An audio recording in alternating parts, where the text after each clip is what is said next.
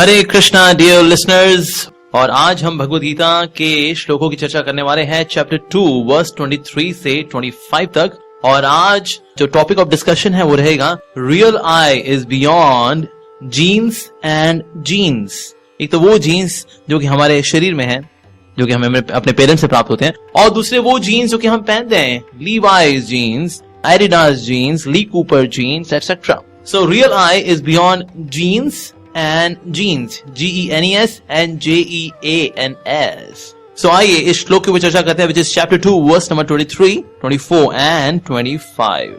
तो ये 23rd verse इस तरह से है, नैनम छिन्दन्ति शस्त्राणि नैनम दहति पावकः न चैनम क्लेदयन्तापो न शोषति मारुतः। So the translation goes like this। यह आत्मा न तो कभी किसी शस्त्र द्वारा खंड खंड किया जा सकता है, न अग्नि द्वारा जलाया जा सकता है, न जल द्वारा भिगोया या वायु द्वारा सुखाया जा सकता है। सो 23rd वर्स के अंदर बताया जा रहा है कि आत्मा को काटा नहीं जा सकता। इस शरीर को काटा जा सकता है, इस शरीर को जलाया जा सकता है, लेकिन आत्मा को जलाया नहीं जा सकता। इस शरीर को भिगोया जा सकता है पानी से, लेकिन आत्मा को भिगोया नहीं जा सकता। और तो और हवा से इस शरीर को सुखाया जा सकता है, लेकिन आत्मा को सुखाया नहीं जा सकता। So he lord Krishna is presenting two perspectives. एक तो है, देखो तुम्हारे सामने जितने भी रिश्तेदार हैं, इनको मारने में कोई चिंता तुमको नहीं करनी चाहिए। रीजन बीइंग, आत्मा को ना तो काटा जा सकता है, भीष्म पितामह द्रोणाचार्य को ना कोई नहीं काट सकता क्योंकि वो आत्मा है। उनको कोई जला नहीं सकता क्योंकि वो आत्मा है। उनको कोई भिगो नहीं सकता क्योंकि वो आत्मा है। उनको कोई सुखा नहीं सकता क्योंकि वो आत्मा है। इसीलिए अर्जुन, निर्भीक होकर you must go and fight. तो यहाँ बताया जा रहा है कि आत्मा जो है वो हर प्रकार के बाहरी जो प्रभाव है उससे अलग है, उससे अछूती है।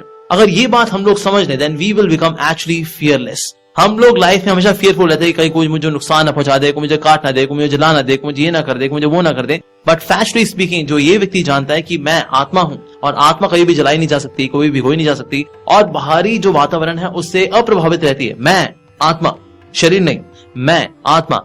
This person can actually be relieve from so much stress.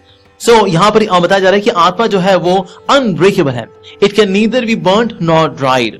So usually we burn in anger. जब हम बहुत क्रोधित होते हैं, we burn ourselves in the fire of anger and we dry ourselves in grief. So Krishna is saying that, oh my dear Arjun, go beyond mundane anger, worldly anger, and go beyond grief.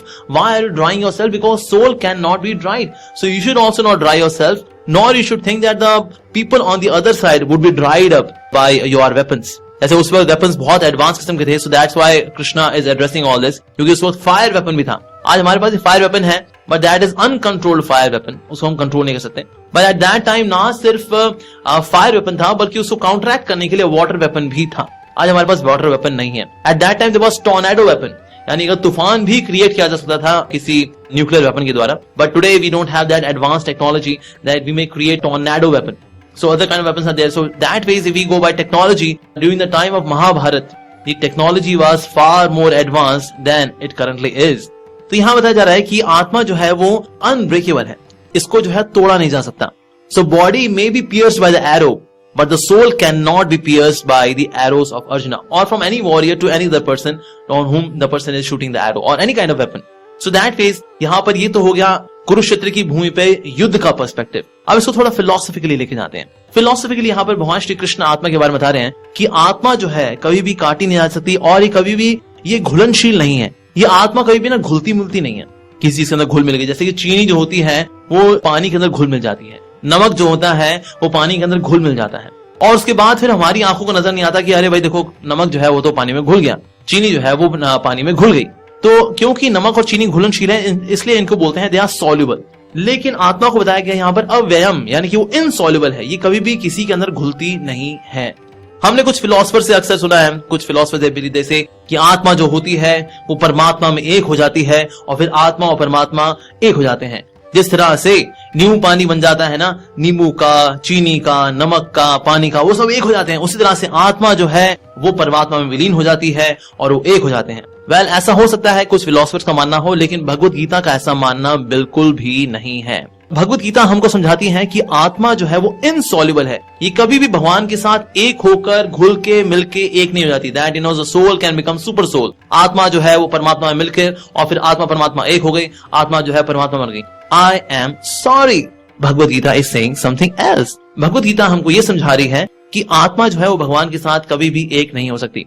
And logically speaking also इस दुनिया में लोग मोक्ष की प्राप्ति चाहते हैं और मोक्ष वो ये सोचते हैं कि परमात्मा के साथ, भगवान के साथ हम एक हो जाएंगे और फिर हम आनंद का अनुभव करेंगे। देखिए, आनंद का अनुभव करने के लिए हमें एग्जिस्ट करना बहुत जरूरी है। अगर हमारी एग्जिस्टेंस ही गई, हमारी इंडिविजुअलिटी ही गई, तो भला एंजॉय कौन करेगा? इस संसार के दुखों से हमने भागकर हमने मोक्ष की प्राप्ति की इच्छा की। कई लोग इच्छा करते हैं they want to go to Haridwar, मैं तंग आ गया हूं तुमसे, तुम्हारी क्या क्या खुंकुस है, छोड़ दो मुझे, मैं चले जाना चाहता हूं, मैं बस मुक्ति चाहता हूं, मोक्ष चाहता हूं। अच्छा, अब मोक्ष में क्या चाहते हैं आप? मैं भगवान के साथ एक होना चाहता हूं, I want to become one with God. Well my dear soul, you are a soul, I am a soul, we all are souls, but the soul cannot become one with God। और साथ ही बताया जा रहा है कि आत्मा जो है वो immutable भी है, अविकार्य। तो यहाँ पर एक तो वर्ड है अव्ययम, दूसरा शब्द है अविकार्य, unchangeable। The soul always remains soul, soul never becomes God। लेकिन आज हम देखते हैं कई ऐसे लोग हैं जो कि बेवकूफ बनाते हैं लोगों को ये कह करके कि आप भगवान बन सकते हैं। अभी आप थोड़े इल्यूजन में हो, थोड़े भ्रम में हो, थोड़े माया में हो, थोड़े संसार में हो, भूल गए हो कि तुम भगवान हो, लेकिन तुम भी भगवान बन सकते हो। तो इस तरह की कई सारे सेशंस कई कुछ लोग कंडक्ट करते हैं और भोले भाले लोग इन चक्रों में फंस जाते हैं भगवान बनने के लिए, क्योंकि कहीं ना कहीं हम सबके अंदर भोगने की इच्छा है, भोक्ता बनने की इच्छा है। लेकिन वास्तव में भगवत गीता हमको ये समझाती है कि आत्मा जो है वो अविकार्य है, यानी कि आत्मा में कभी भी विकार नहीं आता, वो कभी भी जीव तत्व से भगवत तत्व नहीं बनेगी। It will never become from a living entity to God. It is a living entity and even after liberation the soul continues to remain a living entity. वो सोल ही रहेगी। जैसे कोई व्यक्ति अगर बहुत बीमार हो तो वो हॉस्पिटल जाएगा, हॉस्पिटल में उसका जब इलाज हो जाएगा तो फिर वो हेल्दी हो जाएगा, तो वो जो था वो वही है ना, but now in a more healthy form. इसी तरह से जब मोक्ष प्राप्त होता है तो आत्मा आत्मा ही रहती है, लेकिन आत्मा प्रकृति के तीन गुणों यानी कि रजोगुण, सतोगुण, रजोगुण, तमोगुण, इनके परे हो जाती है। And in this way the soul is liberated, it is more free. आत्मा भले ही भगवान से आ रही है, लेकिन आत्मा भगवान कभी नहीं बन सकती। तो एज सुन एज कभी भी आप और किसी से भी ये सुने कि आत्मा यानी कि आप सब भगवान बन सकते हैं, हम आपको एक मंत्र देंगे, हम आपको कुछ ऐसी क्रिया कराएंगे जिसके द्वारा आप भगवान बन सकते हैं, तुरंत वहां से भाग जाइए। आपको बेवकूफ बनाया जा रहा है, क्योंकि आत्मा ना तो कोई भगवान थी, ना है, ना कभी बन सकती है। हम सब भगवान से आ रहे हैं, लेकिन इसका मतलब ये नहीं कि हम लोग भगवान हैं। दूध भले ही गाय से आता है, लेकिन दूध गाय नहीं होता। वो भले ही गाय से आ रहा होता है, लेकिन दोनों अलग अलग हैं। पिता से ही बच्चा आता है, लेकिन बच्चा बच्चा होता है, पिता पिता रहते हैं। बच्चा जो है पिता से आया, इसका मतलब ये नहीं कि बच्चा जो है वो पिता है। पिताजी की अपनी इंडिविजुअलिटी है, बच्चे की अपनी इंडिविजुअलिटी है, गाय की अपनी इंडिविजुअलिटी है और दूध की अपनी इंडिविजुअलिटी है। अगर सेब किसी पेड़ से आता है तो सेब सेब है, लेकिन पेड़ पेड़ है। पेड़ जो है वो सेब नहीं कहलाता, या हम सेब को पेड़ नहीं बोलते। तो इस तरह से हम अपनी इंडिविजुअलिटी हमेशा मेंटेन करके रखते हैं। So it is said that the soul can not be cut. तो कुछ लोग यही मानते हैं कि ना एक निराकार सत्य है, हम ना थोड़ा कट के अलग हो गए माया के द्वारा, और कटने के कारण जो है now we have become jiva, we have become living entity, हम लोग आत्मा हो गए। लेकिन एक की कवरिंग जब हट जाएगी ना तो फिर से आत्मा जो है ना वो निराकार के साथ एक हो जाएगी। लेकिन यहाँ बताया जा रहा है the soul can not be cut. किसी भी चीज से, किसी भी वस्तु से आत्मा को काटा नहीं जा सकता। तो इस तरह से यहाँ पर सोल की इंडिविजुअलिटी के बारे में बात की जा रही है कि हम आत्मा है, और आत्मा जो है वो शरीर के परे है, और साथ ही इस शरीर के साथ जो कुछ भी होने वाला है वो आत्मा के साथ नहीं होता। शरीर कैन बी कट, शरीर can be destroyed, but I can not be cut. आप इस वक्त सिर्फ एक काम करिए, अपनी आंख बंद करिए और ये बोलिए, मैं आत्मा ना तो काटी जा सकती है, ना जलाई जा सकती है, ना भिगोई जा सकती है, ना सुखाई जा सकती है, ना भेदी जा सकती है। मैं आत्मा। How do you feel? We feel so strong, right? Because Atma is very strong, is very beautiful. Because the soul, Atma, is coming from supremely strong Krishna, the supremely powerful, the supremely merciful, the supremely beautiful Krishna. तो ऐसे भगवान से आने वाली आत्मा भी बड़ी strong है और वही बहुत खूबसूरत है। हालांकि भगवान जितने नहीं है, लेकिन हाँ, आत्मा भी बहुत खूबसूरत है और शक्तिशाली है। So once we know that we are the soul, we can realize that we are certainly not this body, and we are soul, and we are also not God.